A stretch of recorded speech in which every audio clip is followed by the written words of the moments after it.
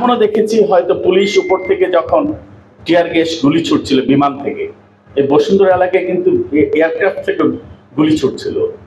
এমনও হচ্ছে ছাত্ররা, আমি পাশে দাঁড়ানো, ছাত্ররা বললো স্যার আপনি সেরে চলে যান।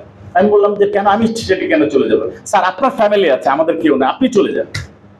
আপনি দেখেন আমার গা শিহরণ দিয়ে হচ্ছে। একটা ছাত্র চিন্তা করছে আমাকে সেভ করার কথা চিন্তা করছে। কেন চিন্তা করছে?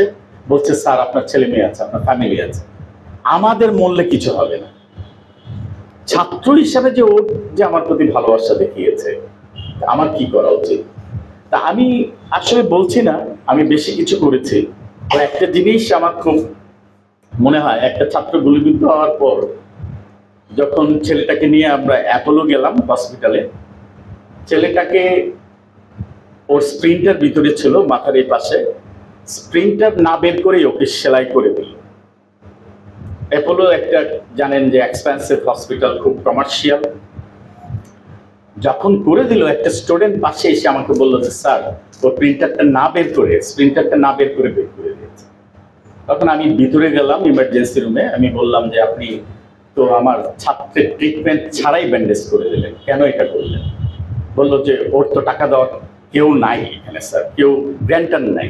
তখন বলছে আমি প্রফেসর তৌফিক বলছি, আপনার কত টাকা প্রয়োজন? আমি তখন চেক বের করলাম, কার্ড বের করলাম।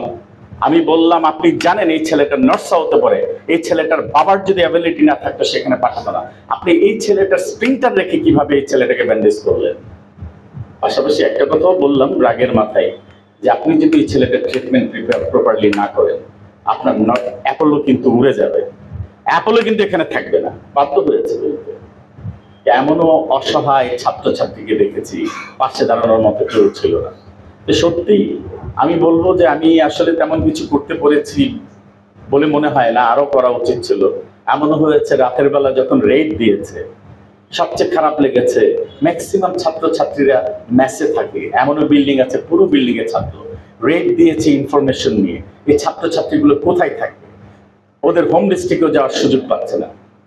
এদেরকে আমরা শিক্ষকরা ভাগ করে নিয়েছি যে আমাদের বাসায় থাকবে। মেয়েগুলো আরো বিপদে ছিল, মেয়েদের হোস্টেলও রেড দিয়েছে। মানে ব্যাপার হচ্ছে যে ৭১-এর স্বাধীনতা যুদ্ধ আমরা দেখিনি কেমন ছিল। এখানে সিনিয়র আছেন, ওনারা হয়তো কিছুটা দেখেছেন, কিন্তু আমার কাছে মনে হয় যে এত ভয়াবহ দিনগুলো ছিল। আমি নিজেও ২ সপ্তাহ বাসায় থাকতে পারিনি, কারণ আমার